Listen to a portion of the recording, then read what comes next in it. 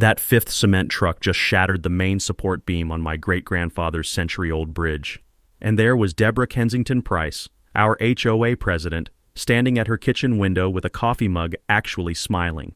She thought she had me beat. Send truck after truck across my family's hand-built oak bridge until it collapsed, then swoop in with her emergency demolition order. Force me to sell the creekfront land my family had protected for 4 generations. What this corporate lawyer-turned-suburban tyrant didn't know? I'm a retired Army Corps engineer, and I was about to turn her own corruption into the trap that would destroy her forever. The diesel exhaust was choking out my morning air. My grandmother's china was rattling in the cabinet like an earthquake. But watching those stress fractures spread through timber my great-grandfather had cut with his own hands, I wasn't shaking from rage anymore. I was calculating. What would you do if your HOA tried to steal generational family land? And where are you watching from? Let me know if HOAs are this corrupt in your area too. Let me back up and tell you how this whole nightmare started. My name is Marcus Thornfield, and 3 months ago I was just a 52-year-old retired engineering contractor living peacefully on the 40-acre homestead my great-grandfather built in the 1920s. The property sits along Willow Creek in what used to be rural countryside, until the Willowbrook subdivision sprouted up around us like weeds in a perfectly manicured lawn. The crown jewel of our land has always been the bridge, hand-hewn from local oak by my great-grandfather's own hands. It spans Willow Creek and connects our property to the main road. 4 generations of Thornfields have crossed that bridge to come home. My grandfather proposed to my grandmother on that bridge. My father taught me to fish from its railings. I carried my wife across it on our wedding day, and later carried my newborn daughter the same way. The wood still smells like the linseed oil my great-grandfather used to preserve it. When you run your fingers along the handrail, you can feel every tool mark from his handplane. On quiet mornings before the invasion, you could hear the creek babbling underneath and catch the sweet scent of honeysuckle growing wild along the banks. Then Deborah Kensington Price slithered into the neighborhood. At 48, she's what happens when corporate law meets suburban dictatorship. Perfectly coiffed blonde hair that defies physics, designer suits for grocery runs, and that leather portfolio she carries like it contains the nuclear codes.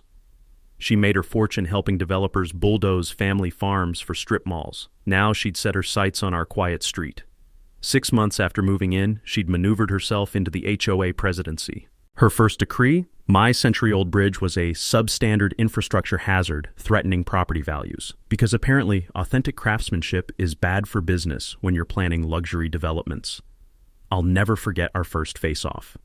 She appeared at my door in a crisp white blazer, legal papers in hand, wearing a smile that could freeze hellfire. "Mr. Thornfield, I'm here to help modernize your property." My property was standing when this was still cow pasture, I shot back. "Progress waits for no one, not even your precious antique." Her voice turned arctic. "Replace it with our approved concrete structure or face $500 in daily fines." See, here's what I didn't tell her. 20 years in the Army Corps of Engineers teaches you that every structure has weak points, every enemy has vulnerabilities, and every problem has a solution if you gather enough data. When I refused her ultimatum, the cement truck parade began. Suddenly, every construction project in the subdivision needed to route their massive trucks directly over my bridge. "Sorry, pal," drivers would shrug. "HOA-approved route." These weren't delivery trucks. They were monsters. 30-ton cement mixers that made my century-old oak beams scream in protest. Each passage left new stress fractures spreading like spiderwebs through the timber. The peaceful morning mist rising from Willow Creek was now contaminated with diesel exhaust that burned your throat and coated everything in concrete dust. 3 weeks into this assault, Deborah's brother-in-law, who just happened to be the city building inspector, arrived for an emergency safety evaluation. What are the odds he'd find the bridge critically unsafe right after his sister-in-law's demolition campaign? "Sorry, Mr. Thornfield," he said with all the sincerity of a used car salesman. "Immediate danger to public safety. 30 days to demolish, or we'll do it and send you the bill." That night, I sat on my bridge listening to my grandfather clock chime midnight in the house behind me. The honeysuckle still smelled sweet, but diesel fumes lingered underneath like a threat. As I traced the weathered handrail my great-grandfather had shaped with his own hands, something crystallized in my mind. This wasn't about a bridge anymore. This was war. And Deborah had just made her first tactical mistake. She'd given me a timeline. In the Army, we had a saying: time is the ammunition of planning. Time to load up. 2 weeks into Deborah's cement truck campaign, my daughter Sarah announced her engagement. She wanted to hold the reception in our backyard, the same spot where her grandparents had celebrated their golden anniversary. The date was set for the first Saturday in June, with 60 guests expected and a catered dinner overlooking Willow Creek. I should have known Deborah wouldn't let a family celebration go uninterrupted. The morning of the wedding dawned perfect. Clear skies, gentle breeze carrying the scent of my wife's prize-winning roses. Sarah looked radiant in her grandmother's pearl-white lace dress as guests began arriving around 4 o'clock. The photographer was capturing those precious family moments when I heard the first diesel engine rumbling in the distance like distant thunder. "Please tell me that's not what I think it is," I muttered, checking my watch. But there it was, a massive cement mixer thundering down our quiet road, heading straight for the bridge. Then another, and another. 6 trucks in total, each one timing their arrival to maximize chaos during the ceremony. It was like watching a military convoy invade a church picnic. "Dad, what's happening?"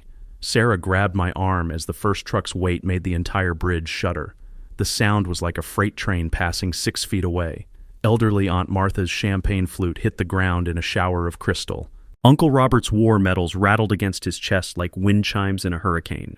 The bridge swayed so violently that Great Aunt Helen, all 93 pounds of her, had to grab the railing to keep from tumbling into the creek. My mother, 86 years old and moving carefully with her walker, froze in terror halfway across, her knuckles white against the weathered oak. "Everyone back to the house!" I shouted over the diesel roar. "Now!" The photographer got it all on video, the fear in my mother's eyes, wedding guests fleeing like the bridge might collapse, Sarah's perfect day dissolving into chaos and exhaust fumes. As the last truck rumbled away, I noticed Deborah's silhouette in her kitchen window, coffee mug raised in what looked suspiciously like a toast. That's when I made my first breakthrough. While helping shaken guests to their cars, I overheard 2 truck drivers talking by the road. "Man, 6 runs in one day? That's serious overtime pay. Hell yeah." Kensington Construction pays double for weekend emergency deliveries. Kensington Construction. The pieces click together like a well-oiled machine. Back in my Army days, we'd learned that following the money trail usually led straight to the enemy's weak spot. A quick online search that night revealed the truth. Deborah owned 40% of the construction company supplying all that cement. Her emergency bridge replacement quote arrived Monday morning via certified mail. $80,000 for a basic concrete span that would meet current safety standards and HOA architectural guidelines. Meanwhile, I'd contacted the State Historical Society for an insurance appraisal. Their assessment?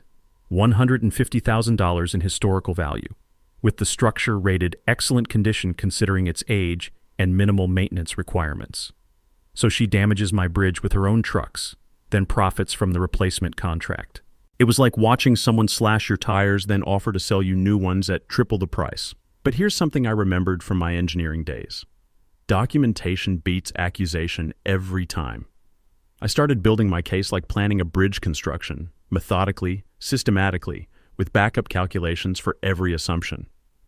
First, I filed an emergency restraining order against further truck traffic.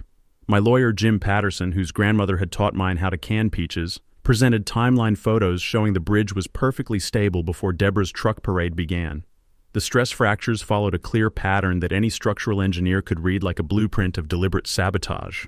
The temporary restraining order was granted Wednesday. No more trucks allowed across my bridge pending a full structural evaluation by an independent engineer. Thursday, I hired Dr. Amanda Rodriguez from State University's Civil Engineering Department. She arrived Friday with enough sensors and cameras to monitor a space launch, plus 40 years of bridge analysis experience. Her preliminary report was pure vindication. This structure shows classic signs of recent overload stress, but the original construction is remarkably sound. Someone built this bridge to last centuries, not decades. By Saturday, I was actually optimistic. The truck harassment had stopped. I had professional documentation. The legal system was working exactly as designed. Then Sunday evening, my neighbor Jake Morrison knocked on my door with a printout that made my blood pressure spike. "Marcus, you need to see what she's posting online." The Facebook post was vintage Deborah, corporate speak hiding a character assassination. "Concerned neighbors, we must address the dangerous situation at 1847 Creek Road. Mr. Thornfield's antiquated bridge has been deemed structurally unsound by qualified inspectors. His selfish refusal to modernize this hazardous crossing puts our entire community at risk. How many children have to get hurt before he accepts responsibility? 37 comments and 49 shares within 6 hours. Half the neighborhood now convinced I was some kind of public menace. Round 1 to Deborah. But the fight was just getting started. Monday morning brought bad news wrapped in official letterhead. Deborah had somehow gotten my restraining order overturned by a different judge, Judge Bradley Hoffman, who apparently spent more time on the golf course with our HOA president than in his courtroom. The new order was brief and brutal. Plaintiff has failed to demonstrate irreparable harm. Defendant HOA retains authority over approved traffic routes through subdivision common areas. Common areas? My bridge wasn't a common area. It was private property that had been standing since before their precious subdivision was even a developer's wet dream. But try explaining property law to a judge who's already made up his mind over cocktails and campaign contributions. By Tuesday afternoon, the cement trucks were back with a vengeance. Not just occasional deliveries anymore. Deborah had scheduled them every 30 minutes from dawn to dusk, like some kind of industrial metronome. The constant rumbling made my coffee cups perform a nervous dance on the kitchen counter. My wife Linda started wearing noise-canceling headphones just to read her morning paper without developing a migraine. The psychological warfare was working. Neighbors who used to wave now crossed the street to avoid conversation. Someone had been spreading whispers that I was anti-development and selfishly hurting everyone's property values. Anonymous complaints to the county started piling up. Unlicensed bridge operation, public safety hazard, noise violations from confronting truck drivers. Wednesday brought the biggest monster yet, a massive concrete pumper that made the bridge sag a full 6 inches under its weight. The ancient oak groaned like it was crying. I stood there filming the whole nightmare when the driver leaned out his window. "Sorry about this, Pops. Just following orders from the office." "Whose office?" I shouted over the diesel roar. "Lady pays the bills, lady calls the shots, that's all I know." That night, I couldn't sleep. The bridge was showing serious battle damage. 3 support beams now had visible stress fractures spreading like lightning through the wood. The handrail my great-grandfather had carved by hand was developing splits along the grain. Every truck passage was literally destroying a century of family craftsmanship, one calculated assault at a time. But insomnia sometimes breeds inspiration. Around 2 a.m., staring at the ceiling and listening to distant highway traffic, I remembered something from my Army Corps days. When facing superior firepower, you don't charge the enemy's strength, you find their weak point and exploit it. Back in Bosnia, we'd learned that the newest fortifications often had the oldest vulnerabilities. Deborah was operating under a dangerous assumption that newer meant legally stronger. Thursday morning, I drove to the county courthouse and requested the original survey documents for our property. The clerk, Mrs. Henderson, had known my grandfather from his farming days and was delighted to help dig through the dusty archives. "These old records tell such stories," she said, pulling out a leather-bound ledger that smelled like decades of bureaucracy and hope. "Your great-grandfather was quite the forward-thinking man." The original 1923 survey was written in formal legal language that took me an hour to decode, but the implications hit me like a freight train. When great-grandfather Thornfield built his bridge, he'd included specific language about perpetual right of passage for family and invited guests across Willow Creek via existing timber span structure. More importantly, the bridge predated the HOA's easement agreement by 60 years. From my military housing disputes in Germany, I remembered a crucial principle. Prior existing structures have what's called grandfather rights that can't be overruled by later zoning changes or HOA covenants. It's like constitutional law for property. First rights trump everything that comes after. The rest of Thursday disappeared in the county law library, where I discovered that the HOA's authority to regulate common areas had about as much legal standing over my bridge as a snowball's chance in hell. Their entire case was built on sand. Friday, I contacted Elizabeth Morrison, a local historian who specialized in documenting century-old structures. She arrived Saturday morning with professional equipment and genuine excitement about our bridge's construction techniques. "This joinery work is absolutely remarkable," she said, running experienced hands along the mortise and tenon joints, museum-quality craftsmanship. "And these chisel marks? Your great-grandfather was a true artisan." Her preliminary assessment confirmed my hopes.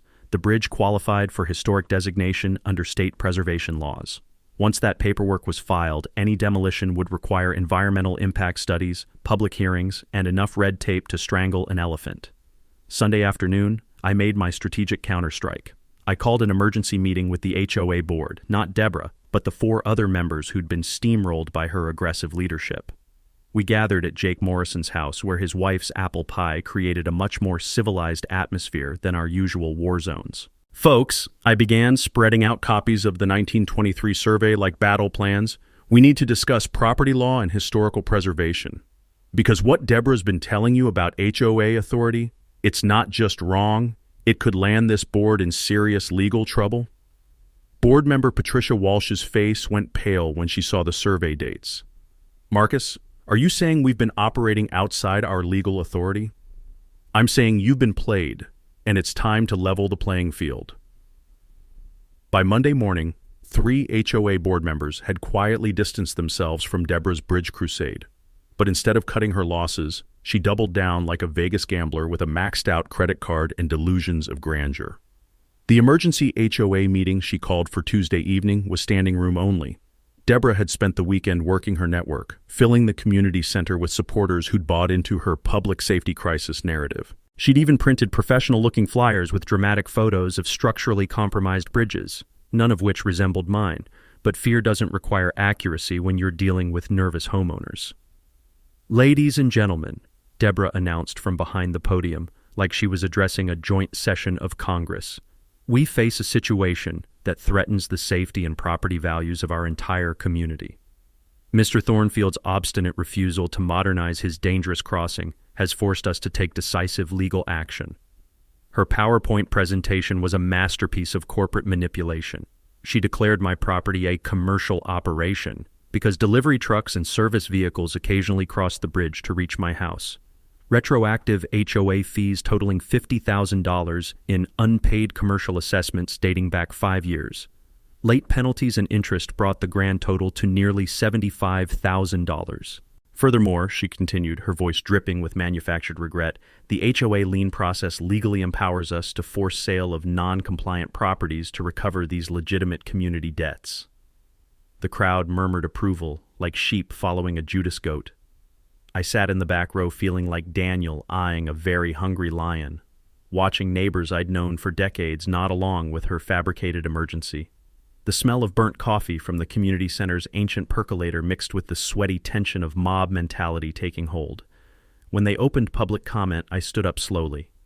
"I'd like to address the board." "Mr. Thornfield," Deborah's smile could have performed surgery.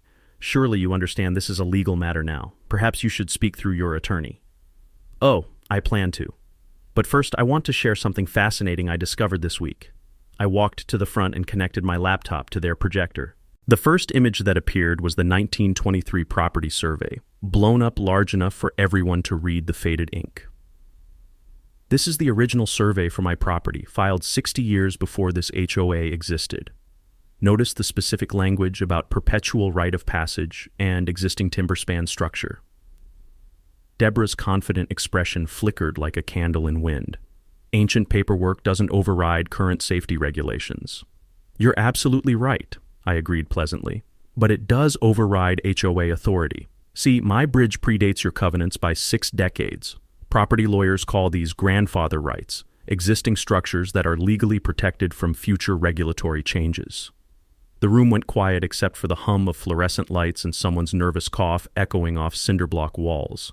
I clicked to the next slide, Elizabeth Morrison's Preliminary Historic Designation Report. The State Historical Society has confirmed this bridge qualifies for protection under preservation laws. Any demolition or major alteration now requires environmental impact studies, public hearings, and enough bureaucratic review to choke a horse. But my real nuclear option was the third slide. Architectural plans I'd discovered through a public records request. Detailed drawings for luxury condominiums specifically designed for creekfront lots, filed by Kensington Development Company 6 months before Deborah moved to our neighborhood.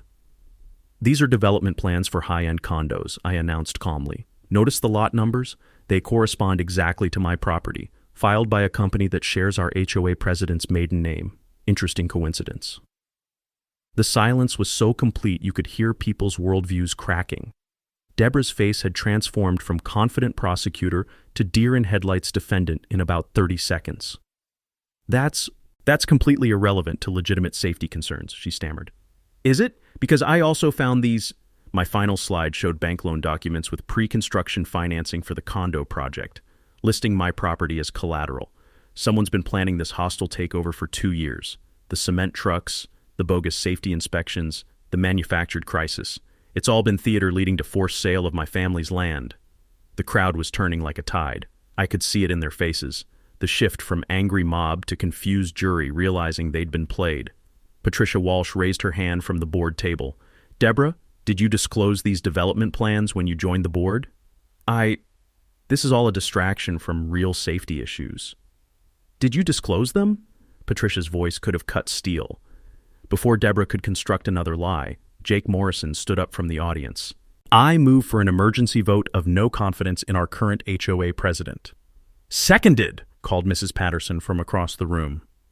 Within 10 minutes, Deborah Kensington Price was no longer in charge of anything except explaining to her lawyer why her carefully orchestrated property grab had just exploded like a meth lab in a thunderstorm. But as I packed up my laptop, I knew this was just intermission. Cornered animals don't surrender. They get desperate. Getting kicked out of the HOA presidency should have been the end of Deborah's bridge campaign. Instead, it turned her into something far more dangerous. A desperate woman with nothing left to lose and a law degree she was willing to use like a chainsaw in a china shop. 3 days after her public humiliation, I was in my workshop organizing the mountain of legal documents I'd accumulated when my phone rang. It was Mrs. Henderson from the county courthouse, and she sounded like she'd just discovered buried treasure. Marcus, you need to get down here immediately. I found something in the old records that'll change everything. An hour later, I was standing in the courthouse basement surrounded by filing cabinets that looked like they'd survived both world wars and a flood. The musty smell of old paper and bureaucratic history filled the air as Mrs. Henderson pulled out a manila folder so ancient the edges crumbled like autumn leaves.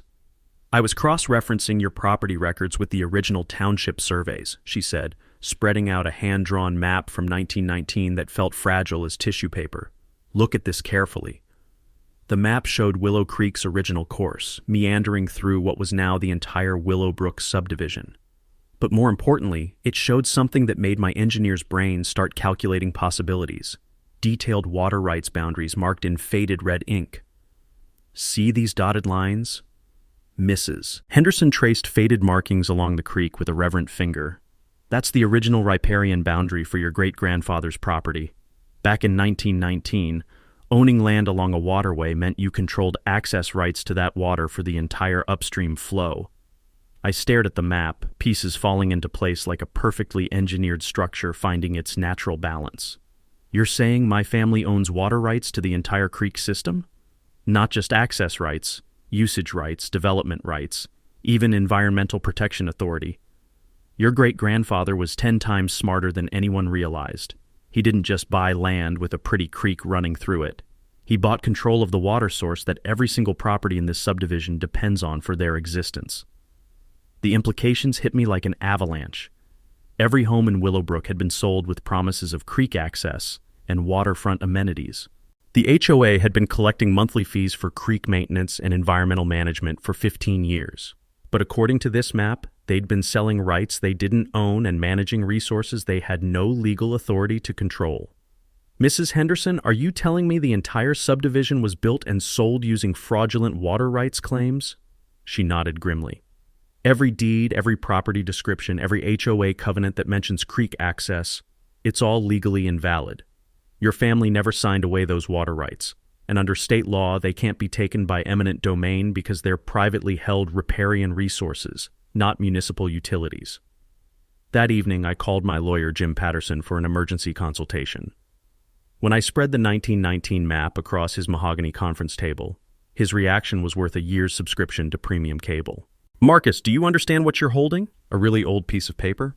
Legal dynamite with a lit fuse. If this survey is accurate and properly recorded, you could shut off water access to every property in that subdivision tomorrow morning. Legally speaking, they're all trespassing on your water rights every time they water their lawns or wash their dishes.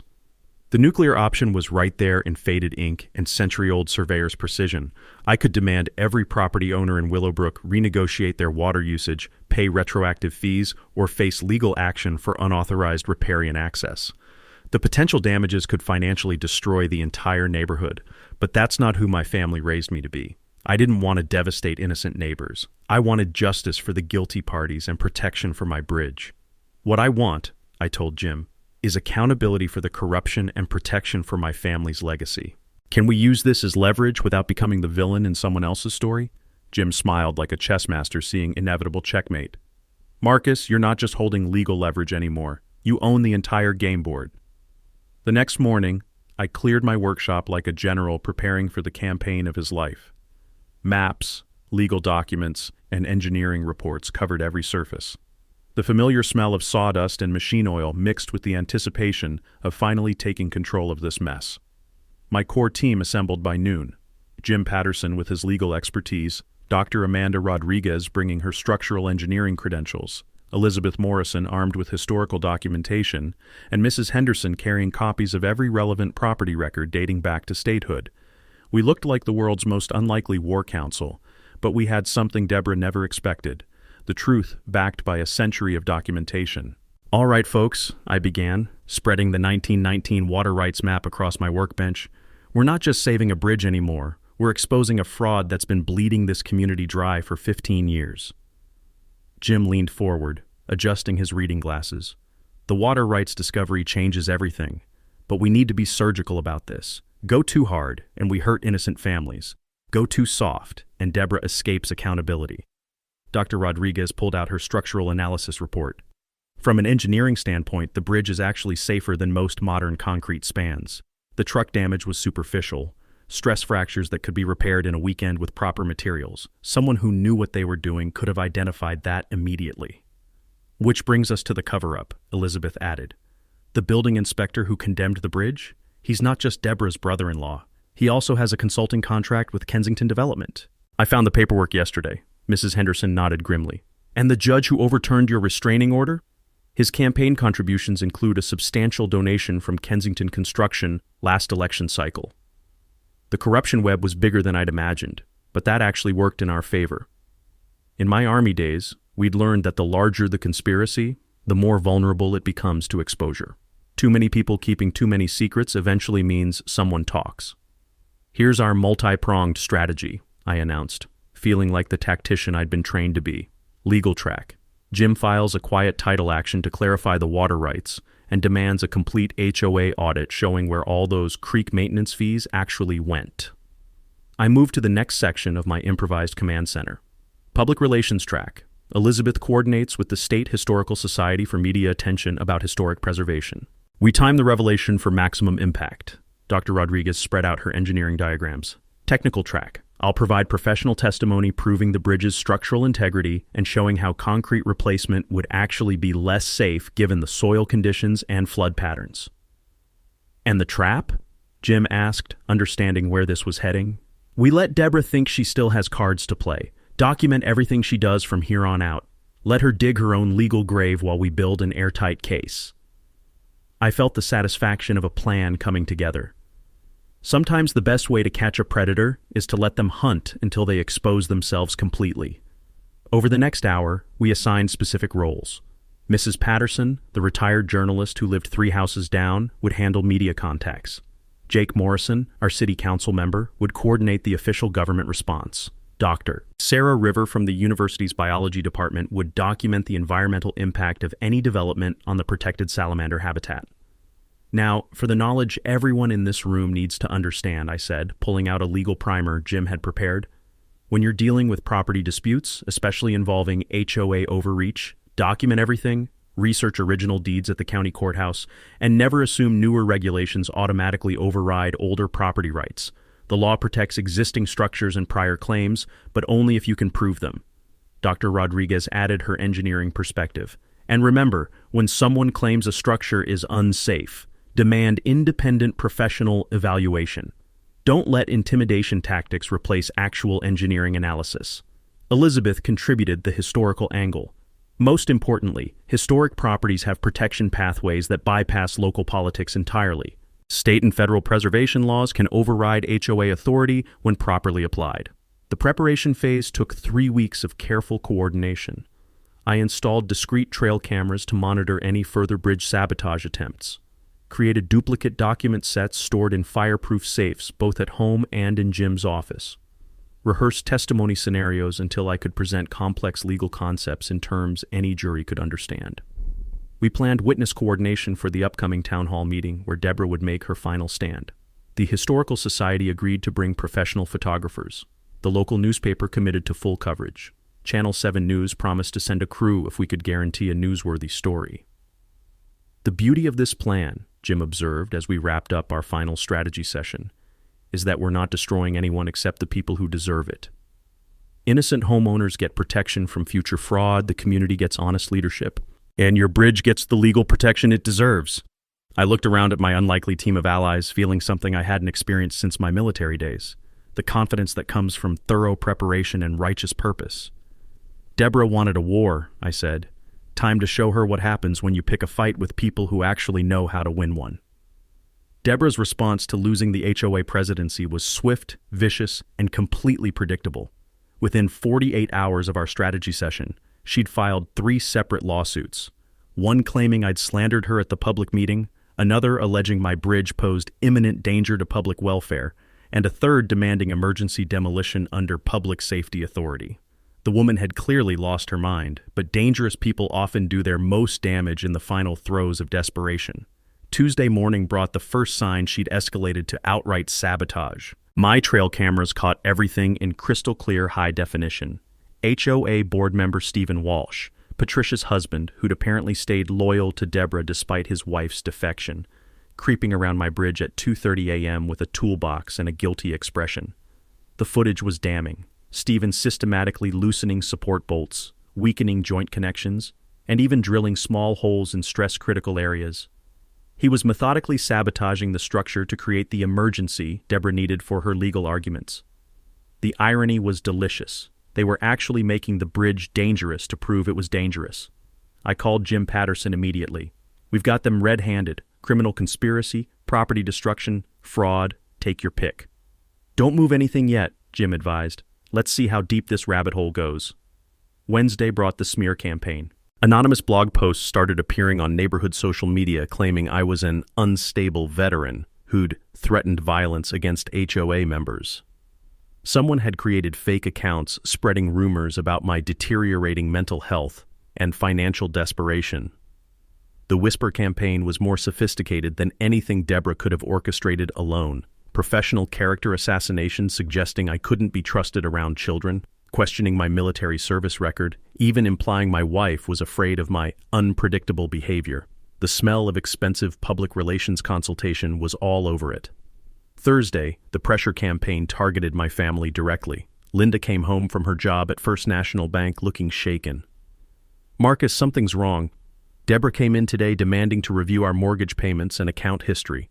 She claimed there were irregularities that needed investigation. My wife had worked at that bank for 15 years with an impeccable record. The fact that Deborah was using her business connections to intimidate Linda meant we'd pushed her past the point of rational thinking into pure vindictive territory. She also mentioned that the bank might need to reassess our loan status given the legal complications surrounding our property, Linda added quietly. That crossed a line I couldn't ignore. Going after me was one thing. Threatening my wife's livelihood was declaring total war. Friday brought the most brazen move yet. I was reviewing bridge repair estimates when I heard the rumble of heavy machinery. Through my kitchen window, I watched a county demolition crew setting up equipment at the bridge approach. The crew chief was carrying official-looking paperwork and seemed genuinely confused when I approached. "Sir, we have an emergency demolition order for the unsafe structure on this property," he said, showing me documents that looked legitimate enough to fool anyone who hadn't seen the original. From what authority? County Safety Division says here the structure poses imminent collapse risk and must be removed immediately to prevent injury. The forged documents were impressively professional. Official letterhead, believable signatures, even a fake case number that would probably check out if anyone called the right phone number. Deborah had clearly invested serious money in this fabrication. "I need you to halt this operation immediately," I said calmly. "This order is fraudulent and I can prove it." While I called Jim Patterson and the real county safety office, my trail cameras captured something even more valuable. Deborah's Mercedes parked 3 blocks away, with a clear view of the demolition she'd orchestrated. She was watching her fake emergency order play out in real time. Within an hour, we had county sheriffs, real safety inspectors, and a very nervous demolition crew trying to figure out who'd hired them to destroy private property with forged government documents. The crew chief was furious when he realized he'd been set up to commit a felony. "Lady paid cash and promised all permits were handled," he told the sheriff. "Said it was emergency county work. We never would have taken the job if we'd known it was bogus." Saturday afternoon, I received the most interesting phone call of this entire ordeal. The voice was unfamiliar, but the information was pure gold. "Mr. Thornfield, this is Rebecca Martinez from the State Environmental Protection Agency. We've received reports about unauthorized development plans near protected wetlands. We'd like to schedule an inspection of your property and discuss some concerning permit applications we've been reviewing." Deborah's development dreams were about to collide with federal environmental law. The protected salamander habitat Dr. River had documented wasn't just a local curiosity. It was regulated by state and federal agencies with real enforcement power. The trap was closing around Deborah from multiple directions simultaneously: legal fraud, criminal conspiracy, environmental violations, and enough documented evidence to keep prosecutors busy for years. Sunday evening, I sat on my bridge, watching the sunset paint Willow Creek gold and orange. The structure felt solid beneath me despite Deborah's sabotage attempts. Tomorrow's town hall meeting would be the final showdown, but I wasn't nervous anymore. Predators are most dangerous when cornered, but they're also most vulnerable when they can't see all the traps closing around them. Sunday night's emergency call from Jim Patterson shattered any illusions that Deborah was finished fighting. "Marcus, you need to get down to the bridge immediately. She's not waiting for tomorrow's town hall meeting." I grabbed my flashlight and jogged through the darkness toward Willow Creek, the smell of honeysuckle heavy in the humid air. What I found there made my blood run cold. A full demolition crew working under portable floodlights, with Deborah directing operations like a battlefield commander who'd lost her mind. "Stop right there!" I shouted over the diesel engines. "This is private property." The excavator operator looked genuinely confused when I approached his cab. "Sir, we have an emergency county order requiring immediate demolition. Lady says the structure collapsed earlier today and poses imminent danger to the creek's environmental systems." Deborah had forged another set of documents, this time claiming my bridge had partially collapsed due to structural failure, requiring immediate removal to prevent environmental contamination of protected waterways. She'd scheduled the demolition for 4 a.m. Monday morning, 2 hours before the town hall meeting where I'd planned to expose her corruption. "Ma'am," I called out to Deborah, who was standing safely beyond the work zone in a crisp business suit that looked absurdly formal for a pre-dawn demolition. "This is trespassing and destruction of private property." "Mr. Thornfield," she replied with the confidence of someone who believed she was 2 steps ahead, "emergency environmental protection supersedes private property rights. The county has authority to remove hazardous structures threatening protected waterways." Her plan was diabolically simple: destroy the evidence before I could present it. No bridge meant no historic preservation case. No physical structure meant no proof of the deliberate damage her trucks had caused. She was literally erasing the crime scene. But she'd made one crucial miscalculation. My hidden steel reinforcements, installed weeks ago when I'd suspected sabotage attempts, meant her demolition wouldn't be the quick, clean operation she'd planned. The excavator's first attempt to break the main support beam resulted in a shower of sparks and a very confused operator. "What the hell? This wood's got steel inside it." "That's impossible," Deborah snapped. "It's a 100-year-old wooden bridge." The operator tried again, this time attacking a different joint. More sparks, more confusion, and the growing realization that this emergency demolition was turning into a very public spectacle. The portable floodlights were bright enough to wake half the neighborhood, and curious residents were starting to gather along the creek banks. That's when the cavalry arrived. Jim Patterson had called ahead to both the Sheriff's Department and Channel 7 News. The timing was perfect. Deborah's illegal demolition attempt was being broadcast live on local television as evidence of her desperation and criminal behavior. This is Lisa River reporting live from Willowbrook subdivision, where an apparent dispute over a historic bridge has escalated into a pre-dawn demolition attempt, the news anchor announced, her voice carrying clearly across the water. "We're witnessing what appears to be destruction of private property under questionable legal authority." The excavator operator, realizing he was being filmed attempting to destroy a steel-reinforced structure with potentially fraudulent permits, shut down his equipment and climbed out of the cab. "Lady, I don't know what game you're playing, but I'm not going to jail for destroying someone's property on live television." Deborah's composure finally cracked. You idiots. Just tear it down. I'm paying you to tear it down. Ma'am, Sheriff Deputy Rodriguez approached with official documentation. We have a warrant to examine the permits for this demolition. Additionally, we're investigating reports of forged county documents. While Deborah frantically tried to explain her way out of multiple felony charges, I pulled out my phone and played the trail camera footage from Stephen Walsh's sabotage attempt. The crowd that had gathered, including several HOA board members who'd been awakened by the commotion, watched in stunned silence as the evidence of criminal conspiracy played out in high definition. Ladies and gentlemen, I announced, loud enough for the news cameras to capture, what you're witnessing is the final desperate act of a criminal conspiracy to steal private property through fraud, sabotage, and corruption. Mrs. Patterson, the retired journalist, pushed through the crowd with a thick folder of documents. I've been investigating this story for weeks, she called out. Miss Kensington Price's development company has been planning this property seizure for over 2 years, using HOA authority as cover for what amounts to legalized theft. The sheriff's deputy was taking notes while Deborah's lawyer, who'd apparently been roused from bed for this emergency, tried to distance his client from the obvious criminal activity surrounding them.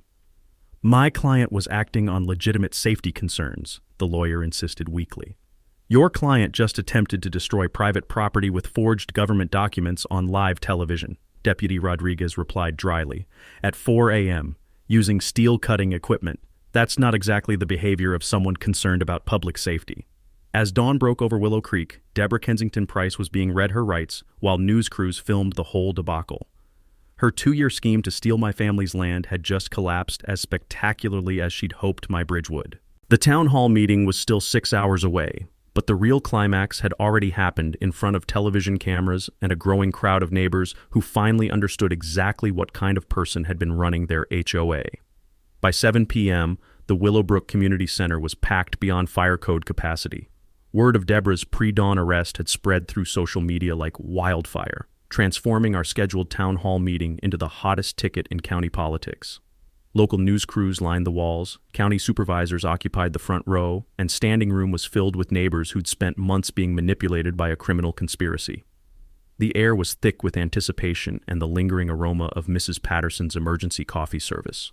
She'd brewed enough for an army when she realized half the county was showing up to witness Deborah's political funeral. The interim HOA President Patricia Walsh called the meeting to order, her voice shaking slightly as she addressed the overflowing crowd. Given this morning's events, we're here to address serious questions about HOA management, legal authority, and the future of our community. Deborah sat in the front row, flanked by 2 attorneys, having posted bail just hours earlier. Her perfectly coiffed appearance couldn't hide the desperate calculation in her eyes as she realized her entire world was collapsing in front of television cameras and a room full of witnesses. Before we begin, I announced, standing up from my seat in the middle section, I think everyone deserves to understand exactly what's been happening in this community for the past 2 years. I walked to the front and connected my laptop to the projection system. The first image that filled the screen was the 1919 water rights map, followed by architectural plans for luxury condominiums, bank loan documents using my property as collateral, and finally, the trail camera footage of Stephen Walsh sabotaging my bridge at 2:30 a.m. Ladies and gentlemen, what you're looking at is evidence of a criminal conspiracy to defraud this entire community, I began, my engineer's training keeping my voice steady and factual. Miss Kensington Price didn't move to Willowbrook to be a good neighbor. She moved here to execute a 2-year plan to steal waterfront property through manipulation of HOA authority. The room was dead silent, except for the hum of television cameras and someone's nervous cough echoing off the cinderblock walls.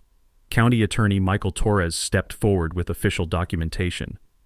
Mr. Thornfield's family owns water rights to the entire Willow Creek system, dating back to 1919.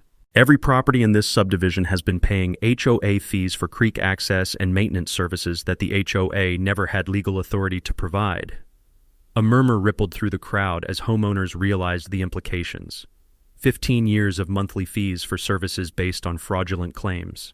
Property values inflated by amenities that were never legally available. Deborah had been running $1 million scam disguised as suburban governance. Furthermore, Attorney Torres continued, we have evidence of forged government documents, criminal conspiracy to destroy private property, bribery of public officials, and environmental law violations that could result in federal charges. That's when Deborah finally stood up, her composure completely shattered. "This is ridiculous. I was protecting property values. That bridge is a safety hazard that threatens everyone's investments." "Miss Kensington Price," I replied calmly, "your own company's architectural plans show luxury condominiums designed specifically for my property. You've been planning this theft since before you moved here." "I was trying to improve the community. By destroying a century-old historic structure to build condos that would make you millions?"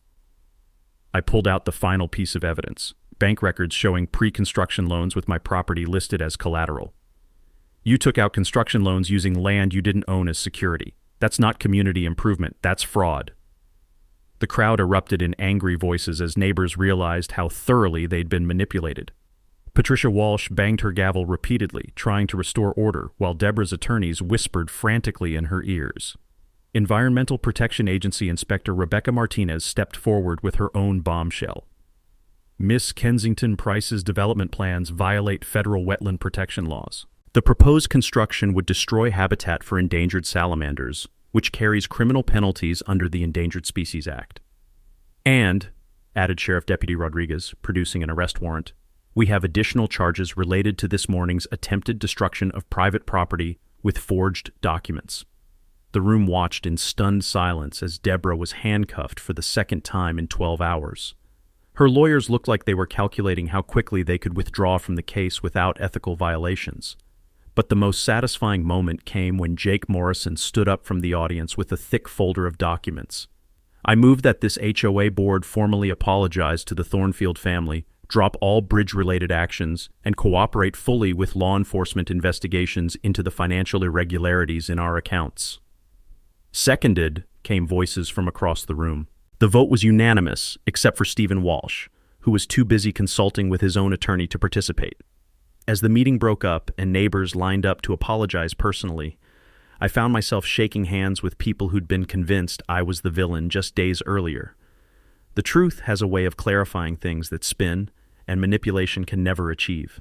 Outside, standing next to my saved bridge under a canopy of stars, I watched the last news trucks pack up their equipment. Justice tastes even better when it's served with a side of community healing and a future full of possibilities.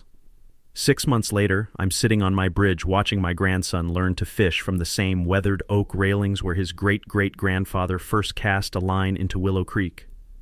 The morning mist rises from the water like it has for a century, but now it carries the sweet scent of restoration instead of the bitter smell of diesel exhaust and institutional corruption. Deborah Kensington Price is serving 18 months in federal prison for fraud, conspiracy, and environmental crimes. Her law license was permanently revoked. Kensington Development Company went bankrupt paying restitution, and her brother-in-law lost his building inspector job when the bribery investigation expanded. Sometimes justice moves like molasses, but when it finally arrives, it's sweeter than revenge. The immediate aftermath transformed our neighborhood in ways I never expected. The HOA was dissolved and reformed with transparent oversight and actual community focus. Instead of manufactured crises and property seizure schemes, we now organize creek cleanup days and historic preservation workshops. Patricia Walsh was elected president on a never-again platform that resonated with everyone who'd been manipulated by suburban dictatorship disguised as civic duty. My bridge became a National Register landmark 3 months after the trial ended. The ceremony was attended by the governor, state historical society officials, and a documentary crew producing a feature about grassroots resistance to HOA abuse. What started as one family protecting their heritage became a symbol of how ordinary citizens can defeat institutional corruption through persistence, documentation, and community organizing. The positive ripple effects keep expanding like circles on still water. I established the Heritage Bridge Scholarship at State University's Engineering School, funded by Deborah's fraud settlement. The first recipient was Maria Santos, whose family had faced foreclosure due to manufactured HOA violations. She's studying civil engineering with historic preservation focus, the kind of full-circle justice that restores your faith in cosmic balance. The Creek Restoration Project became a statewide model for environmental protection. Dr. Sarah Rivers' salamander research attracted federal funding for habitat preservation, and our little waterway now hosts the largest population of protected amphibians in the region. Deborah's attempt to destroy the environment for profit ended up creating one of the most successful conservation initiatives in county history. But the most meaningful change has been personal. I found new purpose as a community advocate, consulting with families facing similar HOA abuse across multiple states. The legal precedent we established, protecting property owners' rights against corrupt covenant enforcement, has been cited in dozens of cases. My mailbox overflows with thank you letters from people who used our strategies to defeat their own neighborhood tyrants. The bridge itself attracts heritage enthusiasts and engineering students studying traditional construction techniques. We host annual Bridge Day festivals featuring local artisans, environmental education, and community building. Last year's festival raised enough money to establish a preservation fund for other families fighting to save historic properties against development pressure. Linda jokes that retirement made me busier than my military career ever did, but she's proud of the expanding network we've built. Our marriage grew stronger through the crisis, and she's become the unofficial coordinator for our HOA reform advocacy. Together, we've helped establish Know Your Deed workshops teaching new homeowners how to research property rights before signing HOA agreements, knowledge that could have saved our neighbors years of manipulation. The legal reforms we pushed through state legislature strengthened homeowner protections against corrupt covenant enforcement, required environmental review for historic demolitions, and created transparency requirements for HOA financial management. Governor Martinez signed the Thornfield Bridge Law last month, calling our case proof that individual courage creates institutional change. Sarah and her husband bought a house 2 blocks away, wanting their children to grow up knowing that standing up to bullies, even ones with law degrees and corporate backing, is always worth the fight. Yesterday, I taught my 4-year-old granddaughter to skip stones from the same bridge where her ancestors courted, celebrated, and built foundations for everything our family represents. The smell of my wife's roses mingles with creek water, and the distant sound of children playing in what's become the safest, most connected neighborhood in the county. But speaking of neighborhood drama, you should hear what happened when Mrs. Patterson discovered the city contractors were trying to condemn her prize-winning garden for a necessary parking expansion. Let's just say some people never learn that this community doesn't roll over for corruption anymore. If you've got your own HOA nightmare story, drop it in the comments below. I read every single one. And some of these battles need to be fought where everyone can see the truth. And smash that subscribe button for HOA Stories because we're just getting started exposing the corruption happening in neighborhoods just like yours. Sometimes the best way forward really is remembering where you came from and protecting it for the people who'll come after you. From all of us here at HOA Stories, thanks so much for watching today's HOA Karen Meltdown. If you enjoyed seeing neighbors stand their ground and karma catch up, smash that like button, leave a comment with your thoughts, and subscribe so you won't miss the next HOA drama we bring you.